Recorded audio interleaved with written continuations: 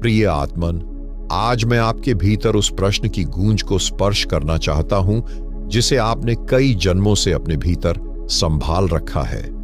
मैं इस संसार में क्यों आया हूं? शायद आप भी कभी चुपचाप बैठे हुए यह सोचे होंगे कि इस धरती पर आकर हम क्या करने आए हैं। क्या मात्र जन्म लेना, कुछ सपने बुनना और फिर एक दिन चुपचाप विदा हो जाना ही हमारा उद्देश्य है? या फिर इस यात्रा के पीछे कोई अदृश्य पुकार है, कोई गहन रहस्य है जिसे जानना ही जीवन की सबसे बड़ी साधना है?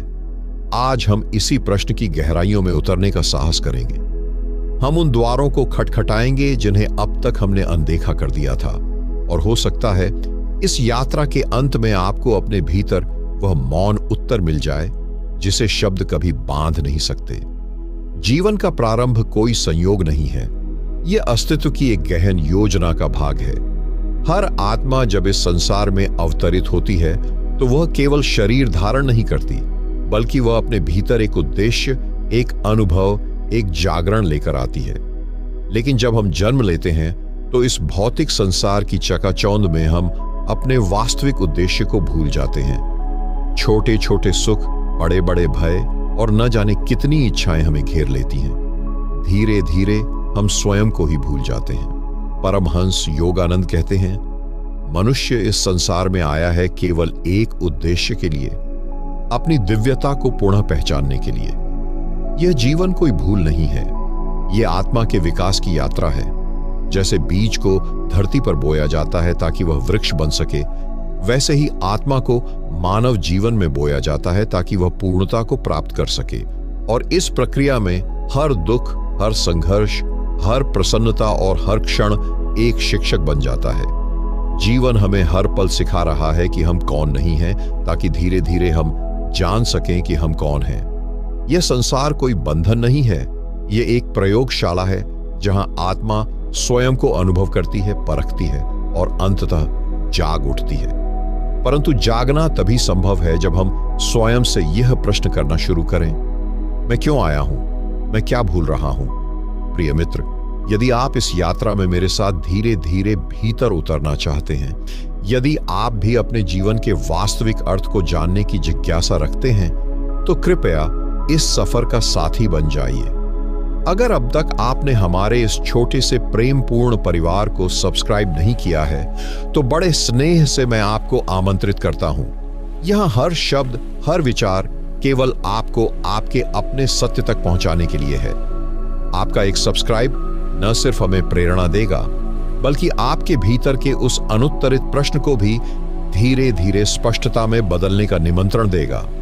आइए इस आंतरिक यात्रा को हम साथ साथ आगे बढ़ाएं। जब आत्मा पहली बार इस संसार में अवतरित होती है तो वह एकदम शुद्ध होती है, जैसे कोई स्वच्छ निर्मल जलधारा। उसमें कोई भय नहीं होता, कोई अभिलाषा नहीं होती, केवल चेतना होती है, केवल अस्तित्व होता है। लेकिन जैसे ही आत्मा भौतिक शरीर धारण करती है, वह समय, स्थान और कारण के जाल में फंसने लगती है, और यही से प्रारंभ होता है भूलने का क्रम। हम अपने शुद्ध स्वरूप को भूलने लगते हैं। हम अपने नाम, शरीर, जाति, देश, विचारधाराओं के साथ अपनी पहचान जोड़ने लगते हैं। धीरे धीरे आत्मा एक भूल भुलैया में भटकने लगती है। जब आत्मा इस संसार में अवतरित होती है तो वह खाली नहीं आती, वह अपने साथ उन अनगिनत अनुभवों की छाया लेकर आती है जिन्हें उसने पूर्व जन्मों में जिया है। जैसे कोई बीज अपने भीतर पूरे वृक्ष का नक्शा लेकर चलता है, वैसे ही आत्मा अपने भीतर अनेक जन्मों के संस्कारों, इच्छाओं और अधूरी कहानियों का गुप्त कोश लेकर आती है। यह संसार केवल बाहरी यात्रा नहीं है, यह भीतर का पुनः स्मरण है। आत्मा जन्म लेते ही उन पुराने संस्कारों के प्रभाव में आ जाती है जिनमें वह बंधी हुई थी, और वही संस्कार उसके प्रारंभिक जीवन के निर्णयों, आकर्षणों और संघर्षों का आधार बनते हैं। आपने कभी अनुभव किया होगा कि कुछ बातें, कुछ लोग, कुछ परिस्थितियां हमें अनजानी सी परिचित लगती हैं। कुछ घटनाएं हमें बहुत भीतर तक छूती हैं, जैसे हमने उन्हें पहले कहीं जिया हो। यह कोई संयोग नहीं है, यह आत्मा की याद है। यह उस अचेतन स्मृति का फुसफुसाना है जिसे समय भी मिटा नहीं सका। परमहंस योगानंद कहते हैं कि आत्मा का प्रत्येक जन्म एक सीखने का अवसर है।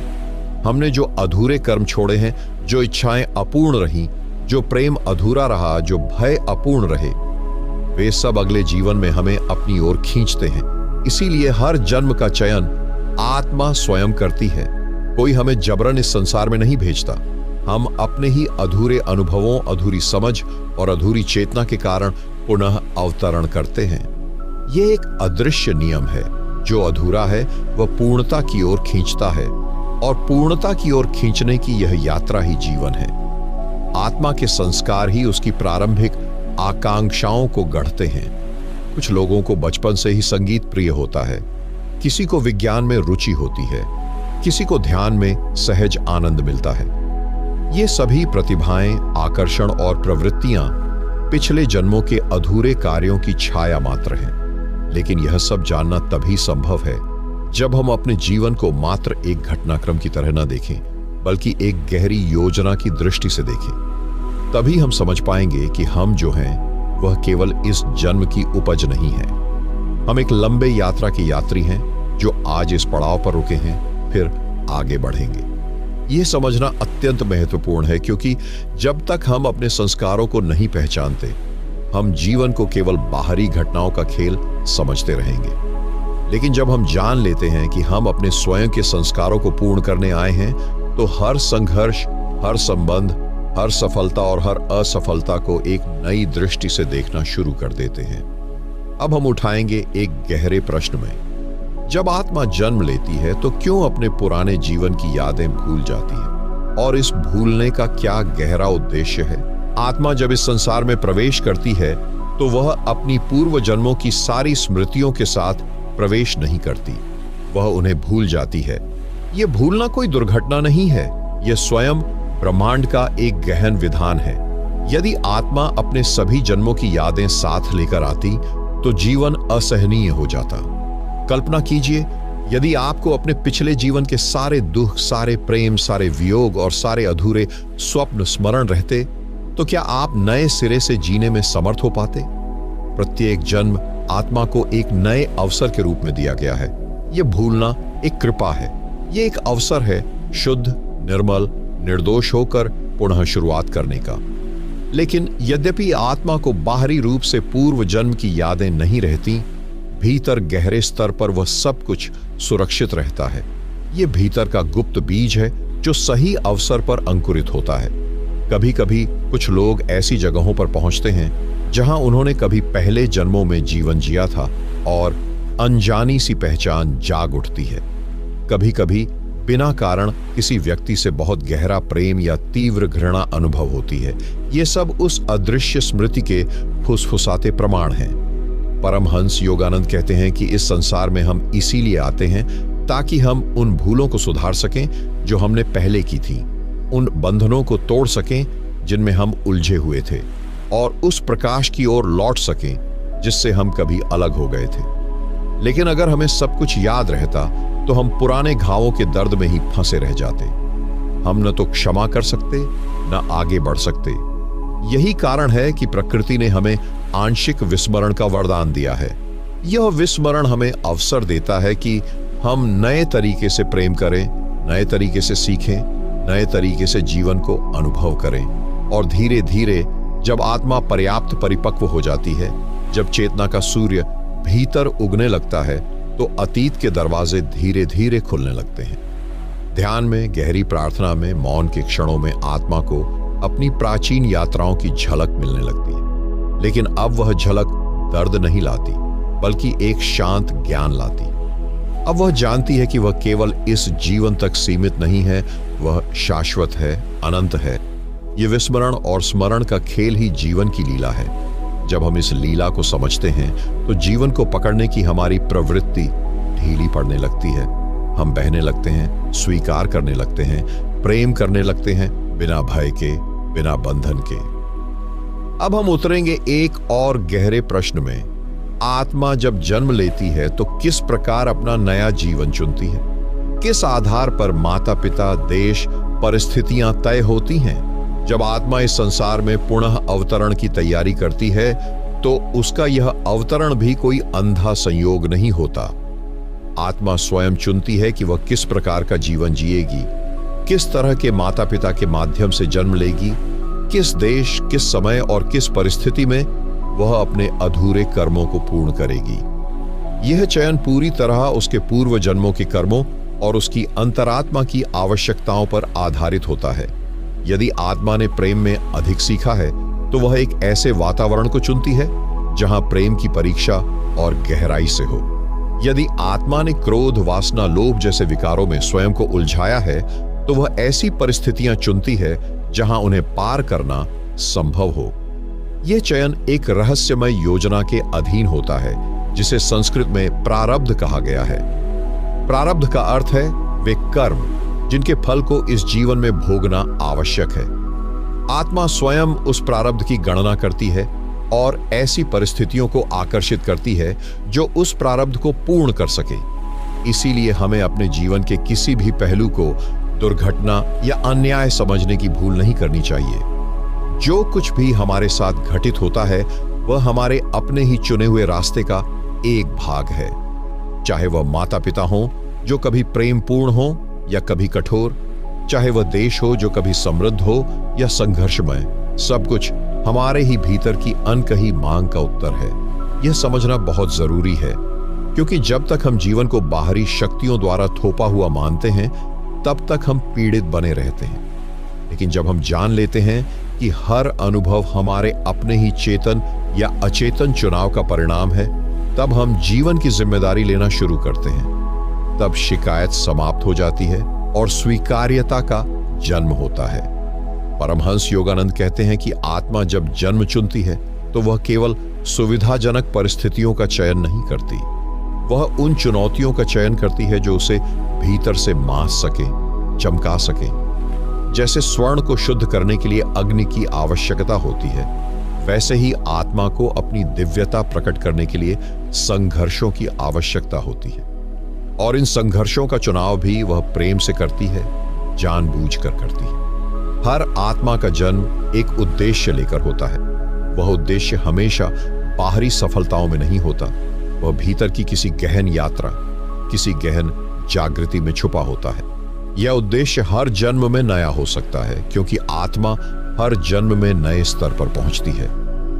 कभी कभी यह उद्देश्य केवल माफ करना सीखना हो सकता है, कभी कभी यह उद्देश्य दूसरों की सेवा करना हो सकता है, कभी कभी यह उद्देश्य स्वयं की आत्मा को पहचानना हो सकता है। परंतु जो भी हो, आत्मा जानती है कि वह क्यों आ रही है और क्या करने के लिए आ रही है। अब हम अगले चरण में और गहराई से उतरेंगे। जन्म के बाद आत्मा कैसे धीरे धीरे अपने चुने हुए उद्देश्य को भूल जाती है और फिर उसे कैसे पुनः याद दिलाई जाती है। जब आत्मा इस संसार में जन्म लेती है तो जन्म के क्षण में उसकी चेतना पर एक घना आवरण डाल दिया जाता है। यह आवरण आवश्यक है। यदि आत्मा अपने सारे पूर्व जन्मों और चुने हुए उद्देश्य की पूर्ण जागरूकता के साथ पैदा हो तो शिशु अवस्था असंभव हो जाएगी। जीवन का प्रारंभ एक मासूम अनभिज्ञता से होना चाहिए ताकि धीरे धीरे चेतना का फूल खिल सके। जैसे किसी बीज को मिट्टी के भीतर छिपाया जाता है, उसी प्रकार आत्मा का उद्देश्य भी भीतर गहरे दबा दिया जाता है। शरीर बढ़ता है, मन विकसित होता है, संस्कार आते हैं, शिक्षा दी जाती है, पर भीतर कहीं गहरे आत्मा के बीज में वह मूल स्मृति विद्यमान रहती है। लेकिन संसार में आते ही आत्मा पर माया का प्रभाव पड़ता है। माया अर्थात वह शक्ति जो एक असत्य जगत को सत्य के समान दिखाती है। माया का जाल इतना सघन है कि धीरे धीरे आत्मा अपने वास्तविक स्वरूप और अपने उद्देश्य को भूलने लगती है। वह स्वयं को शरीर मानने लगती है, अपने नाम, जाति, धर्म और समाज से अपनी पहचान जोड़ लेती है। उसका मूल उद्देश्य पीछे धुंधला पड़ जाता है। पर यह विस्मरण भी एक योजना का हिस्सा है, क्योंकि यदि आत्मा बिना विस्मरण के चलती तो सीखने की संभावना समाप्त हो जाती। चुनौतियों का, संघर्षों का, प्रेम का, दुख का, आनंद का स्वाद वह कभी नहीं ले पाती। बिना भूले खोज की तड़प नहीं जगती, बिना खोए पाने की प्रबल आकांक्षा नहीं उठती। जीवन के प्रारंभिक वर्षों में आत्मा पूरी तरह संसार के आकर्षणों में लिप्त हो जाती है। खिलौनों से शुरू होकर फिर शिक्षा, फिर करियर, फिर परिवार, हर कदम पर वह बाहरी दुनिया में अपना केंद्र खोजती है, लेकिन भीतर कहीं एक हल्की सी बेचैनी बनी रहती है। वह बेचैनी आत्मा की पुकार है। वह कहती है, तुम कुछ भूल रहे हो, तुम कुछ खो रहे हो। यह बेचैनी ही धीरे धीरे आत्मा को पुनः उसकी राह पर खींचने का कार्य करती है। कभी कोई गहरी घटना घटती है, कोई वियोग, कोई रोग, कोई विफलता, और आत्मा भीतर की ओर देखने को बाध्य हो जाती है।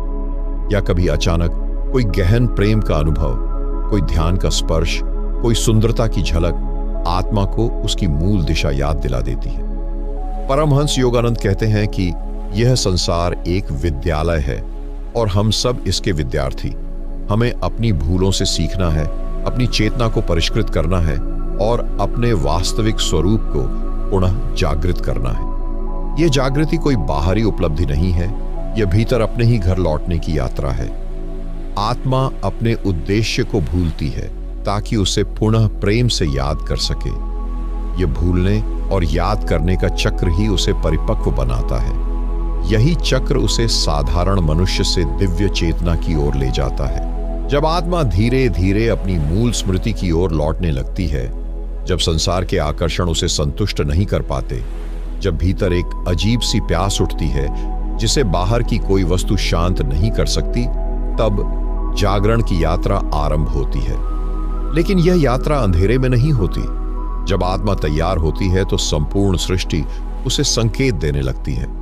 जैसे किसी गहरे प्रेमी के लिए प्रेमिका हर पत्ता, हर फूल, हर हवा के झोंके में संदेश भेजती है, वैसे ही परमात्मा हर माध्यम से आत्मा को जगाने के लिए संकेत भेजता है। कभी एक साधारण शब्द कहीं पढ़ा गया और भीतर कोई घंटी बज उठती है।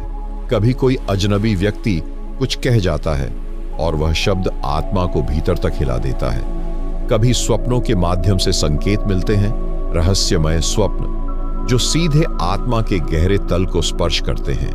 कभी संगीत के सुरों में, कभी किसी बच्चे की हंसी में, कभी किसी बूढ़े की आंखों में, कहीं न कहीं से परमात्मा बुलाता है।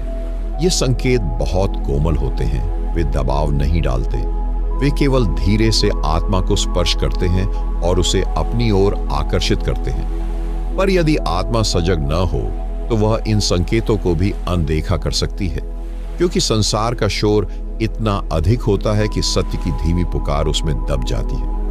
पर जब कोई भीतर से तैयार हो जाता है, जब भीतर से सचमुच खोज का जन्म हो जाता है, तब ये संकेत स्पष्ट होने लगते हैं। तब एक किताब अचानक हाथ लगती है जो जीवन बदल देती है।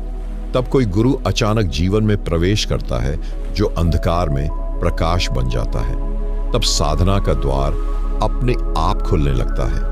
परमहंस योगानंद ने स्वयं अपने जीवन में ऐसे अनेक संकेतों का अनुभव किया। वे कहते थे, जब मैंने सत्य को खोजने की प्रबल तड़प से प्रार्थना की तो मेरे गुरु श्री युक्तेश्वर मुझ तक पहुंच गए। मैंने उन्हें खोजा नहीं, लेकिन मेरी प्यास ने उन्हें आकर्षित कर लिया। यह सच्चाई हर साधक पर लागू होती है। गुरु को खोजा नहीं जाता, वह आकर्षित होता है। सत्य को पकड़ा नहीं जाता, वह प्रकट होता है। लेकिन इसकी पहली शर्त होती है भीतर से ईमानदार खोज। जब आत्मा भीतर से पुकारती है, संपूर्ण ब्रह्मांड उसकी सहायता के लिए सक्रिय हो जाता है। कभी एक संकट, कभी एक अवसर, कभी एक शब्द, कभी एक मौन, हर चीज साधक को उसके मार्ग की ओर धकेलने लगती है। यह मार्गदर्शन निरंतर आता है, पर उसका अनुभव केवल वही कर सकता है जो भीतर से जगा हो। जैसे सूरज हमेशा आकाश में होता है, पर देखने के लिए आंखें खुली होनी चाहिए, वैसे ही आत्मा के संकेत भी हर समय हमारे चारों ओर हैं, लेकिन उन्हें देखने के लिए भीतर का नेत्र खुलना चाहिए। अब हम जानेंगे, जब आत्मा अपने मार्ग पर चलने लगती है तो उसे किन किन आंतरिक संघर्षों और परीक्षाओं का सामना करना पड़ता है और कैसे वह इनसे गुजरकर और प्रखर होती है। जब आत्मा अपने वास्तविक मार्ग पर चलना शुरू करती है तो उसकी यात्रा सरल नहीं होती। जैसे जैसे प्रकाश की ओर कदम बढ़ते हैं, वैसे वैसे अंधकार भी अपनी पकड़ मजबूत करने की कोशिश करता है। यह एक स्वाभाविक प्रक्रिया है।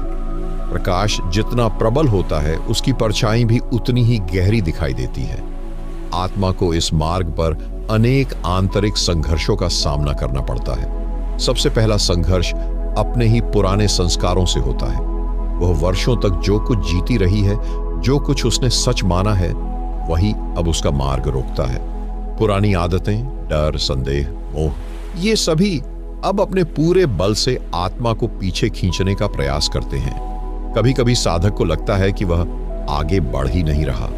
कभी उसे लगता है कि उसकी साधना व्यर्थ जा रही है। कभी उसे इतना गहन शून्य महसूस होता है कि सब कुछ व्यर्थ प्रतीत होता है। यह वो क्षण होते हैं जब भीतर की परीक्षाएं प्रारंभ होती हैं। यहां से आत्मा की वास्तविक परीक्षा शुरू होती है। परमहंस योगानंद कहते हैं कि आत्मा के जागरण की यात्रा में अंधेरी रात एक अनिवार्य चरण है। जब सब कुछ धुंधला हो जाता है, जब भीतर कोई प्रकाश नजर नहीं आता, जब साधना भी एक बोझ लगती है, तो समझना चाहिए कि हम असली यात्रा के मुहाने पर खड़े हैं। यह अंधेरा कोई दंड नहीं है। यह अंधेरा दरअसल भीतर छुपी सारी अपवित्रताओं को बाहर निकालने की प्रक्रिया है। यह भीतर की गहराइयों में छिपे भय, क्रोध, लोभ, वासना जैसे विकारों का सामना करने का अवसर है।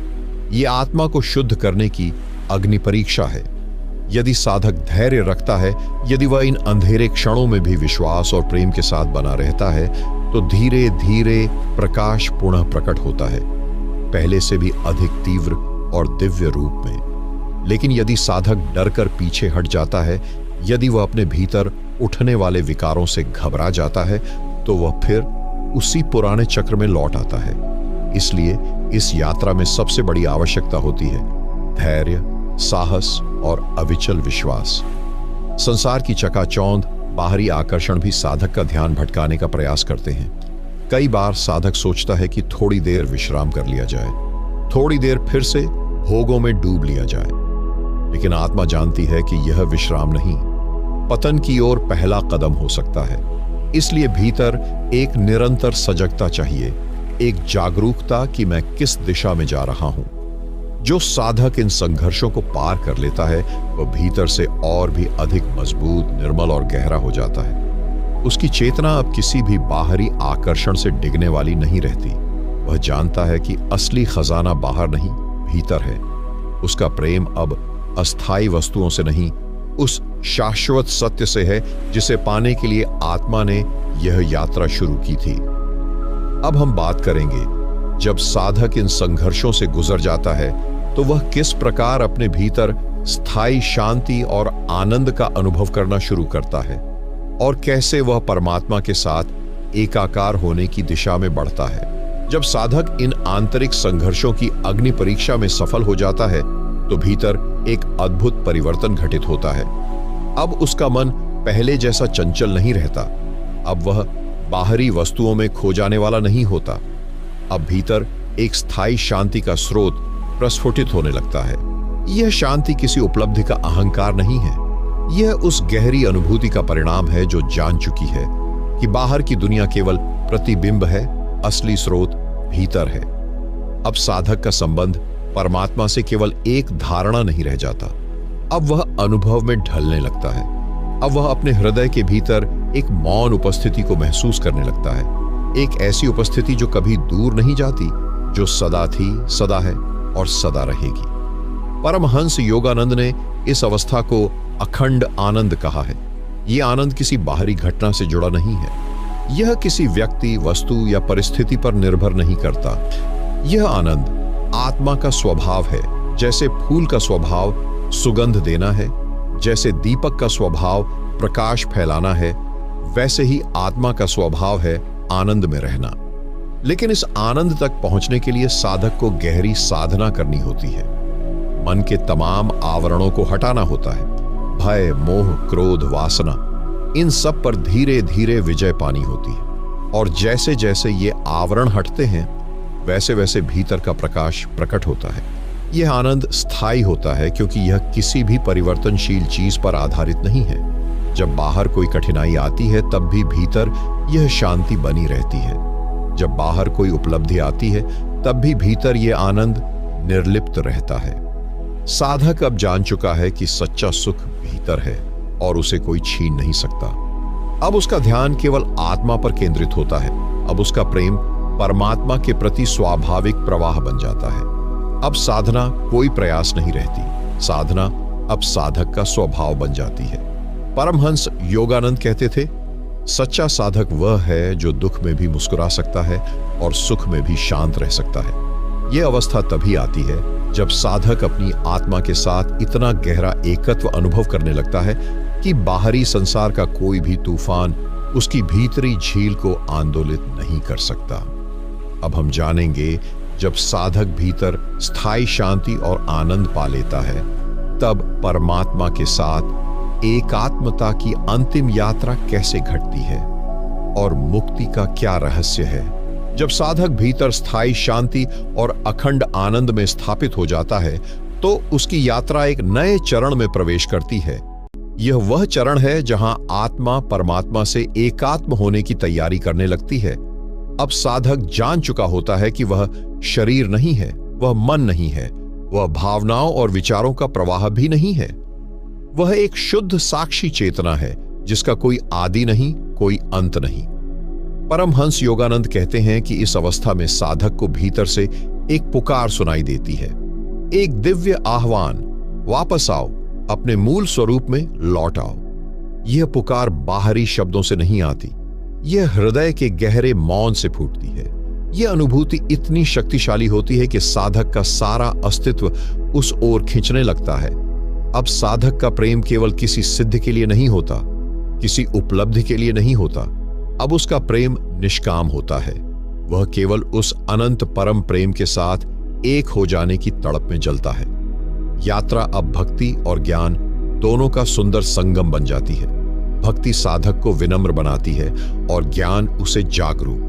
भक्ति उसे समर्पित करती है और ज्ञान उसे साक्षी बनाता है। यह साधक जानता है कि मुक्ति कोई अलग घटना नहीं है, मुक्ति कोई स्थान नहीं जहां पहुंचने की आवश्यकता है। मुक्ति तो अपनी सच्ची पहचान को पहचान लेने का नाम है। मुक्ति का अर्थ है, मैं सदा से मुक्त था, हूं और रहूंगा। बंधन तो केवल एक भ्रम था। जब भ्रम टूटता है तो जो बचता है वही मुक्ति है। लेकिन इस अंतिम छलांग के लिए साधक को संपूर्ण समर्पण करना होता है। छोटे छोटे अहंकार जो अब भी शेष हैं, मैं कर रहा हूं, मैं जान रहा हूं, मैं साधक हूं, इन सबको भी छोड़ना होता है। यहां तक कि मैं मुक्ति चाहता हूं, इस विचार को भी छोड़ देना होता है। केवल तब आत्मा पूर्ण रूपेण परमात्मा में विलीन होती है। जैसे बूंद सागर में विलीन हो जाती है और फिर कोई अलग बूंद नहीं रहती, केवल सागर ही सागर शेष रह जाता है। परमहंस योगानंद ने इस अवस्था को परमहंस अवस्था कहा। परम अर्थात सर्वोच्च, हंस अर्थात चेतन आत्मा। जब चेतन आत्मा स्वयं को सर्वोच्च चेतना में पूर्णतः मिला देती है तो वही सच्ची मुक्ति है। यहां साधक कोई दावा नहीं करता, यहां वह बस मौन में खो जाता है। यह मौन कोई बाहरी चुप्पी नहीं है, यह मौन वह अनंत महासागर है जिसमें पूरा अस्तित्व समाया हुआ है। यह वह अवस्था है जहां शब्द समाप्त हो जाते हैं, विचार समाप्त हो जाते हैं, साधना समाप्त हो जाती है और केवल शुद्ध अस्तित्व शेष रह जाता है। अब हम अगले चरण में प्रवेश करेंगे कि जब आत्मा परमात्मा में पूर्णतः एक हो जाती है तो फिर वह संसार में रहते हुए भी कैसा जीवन जीती है। मुक्ति के बाद जीवन का क्या अर्थ रह जाता है। जब आत्मा परमात्मा में पूर्णतः विलीन हो जाती है तो उसका व्यक्तित्व पूरी तरह से बदल जाता है।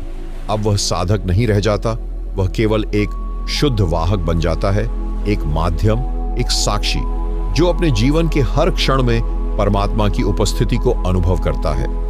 परमहंस योगानंद ने इस अवस्था को साक्षी भाव कहा।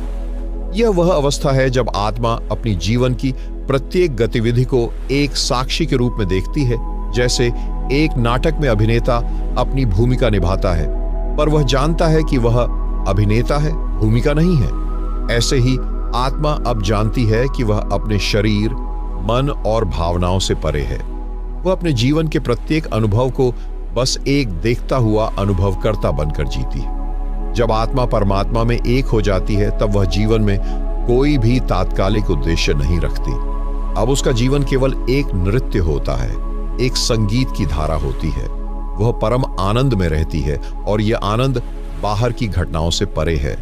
उसके लिए सभी परिस्थितियां समान होती हैं। सुख हो या दुख, सफलता हो या विफलता, सम्मान हो या अपमान, वह सब कुछ शांति और संतुलन के साथ स्वीकार करती है। मुक्त आत्मा किसी से भी कुछ नहीं चाहती। वह न तो किसी रिश्ते में बंधी होती है, न किसी कार्य में लगी होती है, न ही किसी भौतिक सुख साधनों का पीछा करती है। वह केवल अस्तित्व के इस अद्भुत रहस्य को जीती है।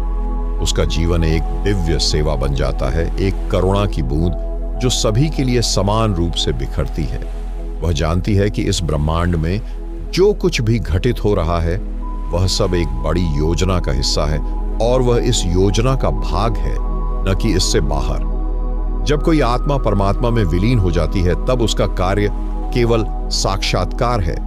वह अपने जीवन के हर क्षण को पूरी तरह से जागरूक और प्रसन्नता पूर्वक जीती है।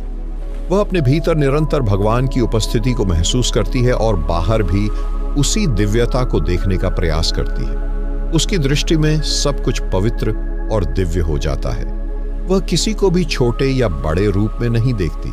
वह सभी को एक ही दृष्टि से देखती है, क्योंकि वह अब जान चुकी है कि सब एक हैं, सब उसी परम सत्ता के अंश हैं। यहां तक कि जब वह किसी दुख या कठिनाई का सामना करती है, वह उसे किसी शारीरिक, मानसिक या भावनात्मक घटना के रूप में नहीं देखती। वह जानती है कि यह केवल एक अस्थायी लहर है जो आकर गुजर जाएगी। वह इसे केवल एक अवसर मानती है, अपनी चेतना को और शुद्ध करने का और परमात्मा के करीब जाने का, क्योंकि आत्मा जानती है जो कुछ भी होता है वह मेरे भीतर की निरंतरता को प्रभावित नहीं कर सकता। मुक्त आत्मा का जीवन अब पूर्ण रूप से संतुलित और शांतिपूर्ण होता है। वह कभी भी अपने भीतर या बाहर किसी उथल पुथल को नहीं झेलती। उसका हर कदम एक दिव्य लय में चलता है और हर कार्य एक पूर्णता की ओर बढ़ता है। उसका जीवन अब केवल सेवा बन जाता है। सेवा इस जीवन के माध्यम से उस दिव्य सत्ता की जो प्रत्येक अस्तित्व में समाई हुई है। यह मुक्ति का अंतिम रूप है, एक जीवन जिसमें कोई संघर्ष नहीं, केवल शांति, आनंद और सर्वत्र प्रेम का वास होता है। यह वह अवस्था है जब साधक अब केवल भगवान का प्रेम अपनी आत्मा में ही नहीं बल्कि हर व्यक्ति और हर प्राणी में देखता है। वह यह जान चुका है कि वह और परमात्मा अब अलग नहीं है। वह स्वयं परमात्मा का ही रूप है, एक साकार रूप जो इस संसार में प्रेम और सेवा का दीप जलाए हुए है। इस तरह जब आत्मा परमात्मा के साथ एकाकार हो जाती है तो वह अब जीवन को न केवल एक साधना समझती है बल्कि एक उपहार मानती है। यह वह उपहार है जिसे वह हर क्षण में, हर सांस में जीती है। यही असली जीवन है, यही असली मुक्ति है। प्रिय आत्मन, इस गहरी यात्रा में हमारे साथ चलने के लिए धन्यवाद। ये केवल एक वीडियो नहीं था, ये आपके भीतर के उस दिव्य सत्य की खोज थी जो पहले से ही आपके भीतर है। अब जब आप इस यात्रा को पार कर चुके हैं तो आपको यह समझ में आ चुका होगा कि जीवन का उद्देश्य क्या है। आध्यात्मिक उन्नति, आत्मा का परमात्मा से मिलन, यह कोई बाहरी खोज नहीं बल्कि आंतरिक अनुभूति है। हमेशा याद रखें, सत्य को खोजने का मार्ग आत्मा के भीतर से शुरू होता है। इस यात्रा को जारी रखें क्योंकि इस जीवन में सबसे बड़ा अनुभव वही है जो आत्मा को अपने असली स्वरूप का एहसास कराता है। अगर आपने इस वीडियो में अपने भीतर कुछ महसूस किया है, अगर आपको यह मार्गदर्शन उपयोगी लगा है तो कृपया हमारे चैनल को सब्सक्राइब करें ताकि आप ऐसी और भी गहरी बातें सुन सकें। धन्यवाद।